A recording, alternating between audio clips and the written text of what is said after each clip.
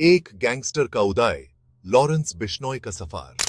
Lawrence Bishnoi, ये नाम सुनते ही कईयों की रूह कांप जाती है। भारत के अपराध जगत में उनका नाम दर और रिश्वत के साथ लिया जाता है। पंजाब, भारत में जन्मे बिश्नोई की जिंदगी की कहानी महत्वाकांक्षा, हिंसा और शक्ति के नशे की एक भयानक दास्तां है। शुरुआत में एक आम परिवार से होने के बावजूद आज जेल की चार दीवारियों से अपना क्रिमिनल साम्राज्य चलाने वाले बिश्नोई का सफर भारतीय समाज के अंधेरे पहलू की एक झलक दिखाता है।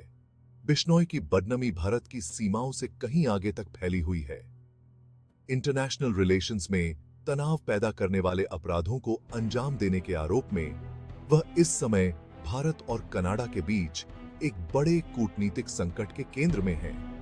यह आरोप बेहद गंभीर हैं, जिनमें हाई प्रोफाइल हस्तियों की हत्याएं और अंतर्राष्ट्रीय साजिशों के आरोप शामिल हैं। स्टूडेंट पॉलिटिक्स से क्रिमिनल अंडरवर्ल्ड तक एक किंग पिन कैसे बना। लॉरेंस बिश्नोई के शुरुआती जीवन में इस बात का कोई इशारा नहीं था कि वह आखिरकार किस रास्ते पर चलेंगे। मध्यम वर्गीय परिवार में जन्मे उनके पिता एक पुलिस अधिकारी थे, जो उनके बेटे के भविष्य के पेशे से बिल्कुल अलग था। अपनी युवावस्था में बिश्नोई पढ़ाई और खेलों में आगे रहते थे। उन्होंने चंडीगढ़ के एक कॉलेज में दाखिला लिया और आगे की पढ़ाई की। यहीं कॉलेज की चार दीवारी के भीतर उनके जीवन ने एक निर्णायक मोड़ लिया। स्टूडेंट पॉलिटिक्स बिश्नोई के लिए अपराध की दुनिया का दरवाजा साबित हुई।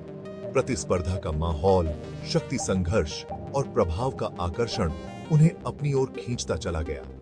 2011 में बिश्नोई ने एक छात्र चुनाव लड़ा, लेकिन उन्हें हार का सामना करना पड़ा। इस हार के प्रति उनकी प्रतिक्रिया तेज और क्रूर थी। उन्होंने जीतने वाले उम्मीदवार पर गोली चला दी और इस तरह हिंसा की एक भयानक घटना के साथ अपराध की दुनिया में अपने आगमन की घोषणा की। यह घटना एक महत्वपूर्ण मोड़ साबित हुई। बिश्नोई का आपराधिक दुनिया में उतरना तेज था।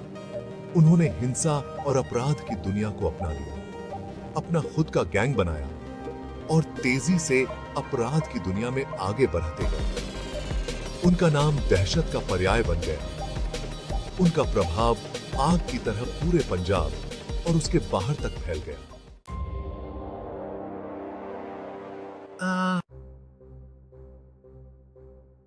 तो देखिए, कहानी यहां एक इंटरनेशनल मोड़ लेती है।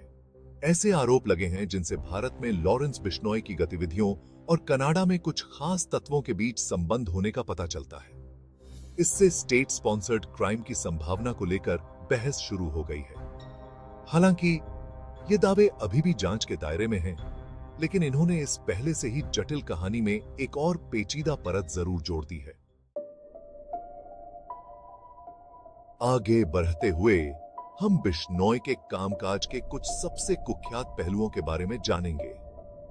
एक्सटॉर्शन और हिंसा उनके काम करने का तरीका रहे हैं, जिनका इस्तेमाल अक्सर राजनीतिक परिदृश्यों में हेरफेर करने के लिए किया जाता है। यह एक भयानक तस्वीर है, लेकिन उनके प्रभाव की पूरी सीमा को समझने के लिए इसे समझना जरूरी है।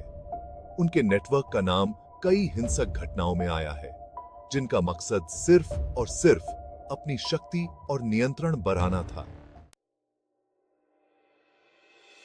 अंत में हम चलते हैं उन जांचों की ओर जो इस समय चल रही हैं। लॉरेंस बिश्नोई से जुड़े अपराध और भ्रष्टाचार के जाल को सुलझाने के लिए अधिकारी जी तोड़ मेहनत कर रहे हैं। इन जांचों के निहितार्थ दूरगामी हैं, जो न केवल सीधे तौर पर शामिल लोगों को बल्कि पूरे समाज को प्रभावित करते हैं। न्याय की तलाश जारी है और हालांकि आगे का रास्ता चुनौतियों से भरा है, लेकिन एक उम्मीद की किरण जरूर दिख रही है कि सच्चाई और न्याय की जीत होगी।